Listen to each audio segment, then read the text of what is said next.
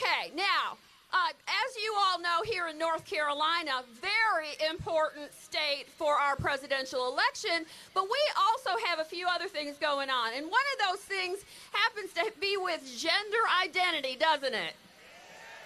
Okay, now, here's what I would like for you to do. If you are an individual here who identifies themselves as a woman, yell with me, "We are here! We are here!" If you are a man or you identify yourself as being a man, yell with me, "We are here! We are here!" If you believe that Donald Trump is going to take this country back and move it forward, create jobs, fight ISIS, and protect our borders, yell out, "We are here!"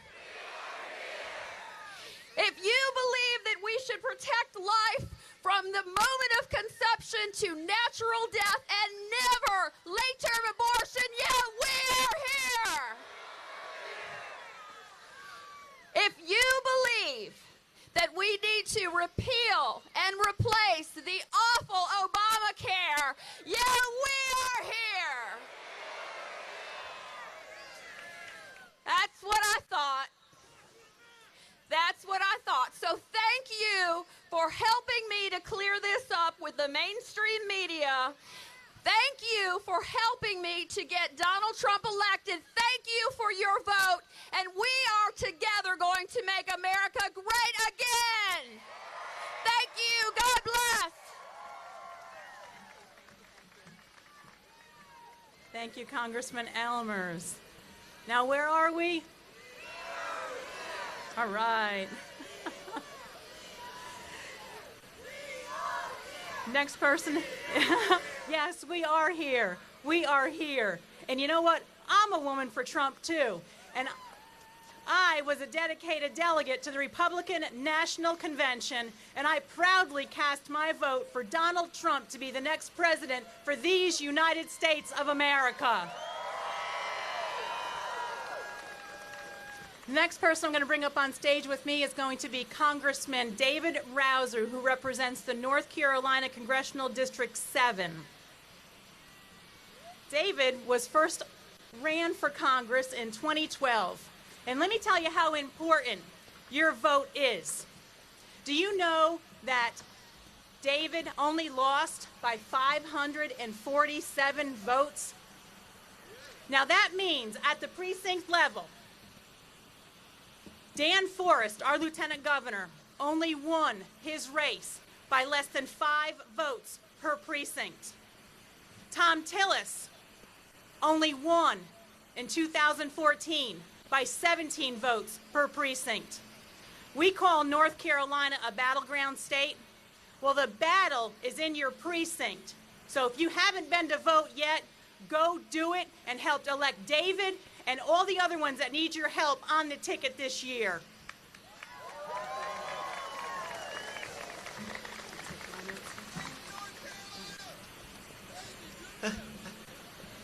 Thank you very much, Michelle.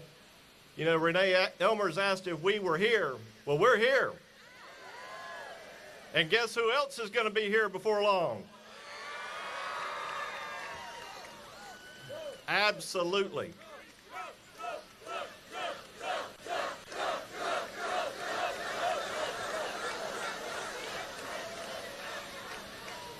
Now, I got a question for you. How many of you believe the liberal media?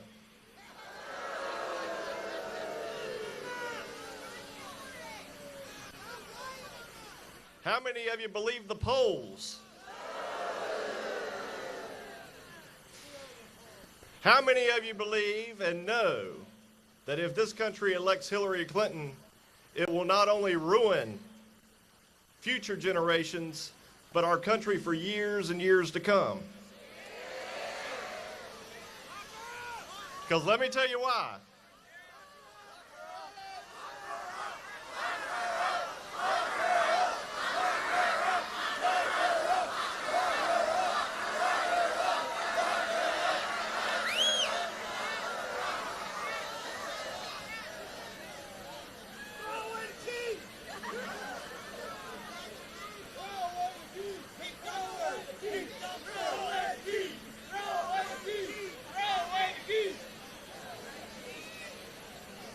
Here's the deal.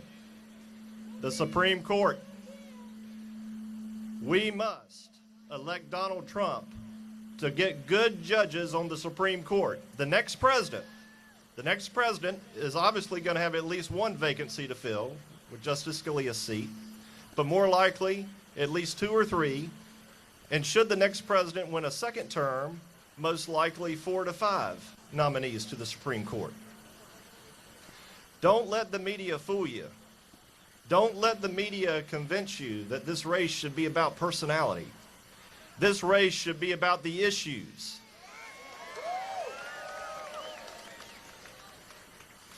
The Supreme Court, if for no other reason, for those who may be on the fence, trying to decide what they're going to do. Now you all, we know what we're going to do. But you may have neighbors and others in your communities that are trying to figure this out. The Supreme Court is paramount. That is why this election is so critically important, because you think that your First Amendments won't be under assault with a liberal Supreme Court. Think again. If you think that your Second Amendment rights won't be under assault with a liberal Supreme Court, think again. If you think that our way of life in this country will not be under assault by a liberal Supreme Court, think again. Let me give you another reason why it's important to vote for Donald Trump. The rules and regulations that have been put in place by the Obama administration are absolutely killing the American economy. They're killing entrepreneurs, they're killing small businesses, they're killing jobs. You'll be surprised to know probably. You'll probably be surprised to know that the federal rules and regulations that are absolutely killing the economy cost this economy $2 trillion annually. $2 trillion. Donald Trump will repeal those rules and regulations.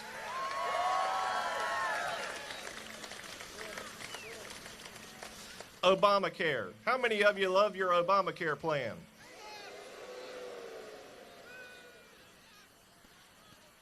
Donald Trump will work with Congress to repeal and replace Obamacare with patient-centered solutions. Now let's go over those 3 items again. Who's Hillary Clinton going to nominate to the Supreme Court? Liberal judges. Who would Hillary Clinton, what would Hillary Clinton do with all those rules and regulations? She's going to keep them in place. She's not going to repeal them. Hillary Clinton's not going to work with Congress to repeal and replace Obamacare. Again, Supreme Court, the rules and regulations, repeal and replacement of Obamacare. And the Second Amendment. Absolutely. We need a strong commander-in-chief that takes radical Islam seriously and will call it what it is. Donald Trump will be that commander-in-chief. And speaking of Hillary Clinton, is there any question in your mind that she has not already compromised our national security? Absolutely she has. Now who's going to rebuild our military? Donald Trump. Who's going to make sure our veterans get the care they deserve? Donald Trump. Who's going to take the fight to ISIS and radical Islam? Donald Trump. Who's going to work with Congress to reform our tax code, repeal these rules and regulations, get rid of Obamacare and replace it? Who's going to drain the swamp in Washington? And who is going to make America great again?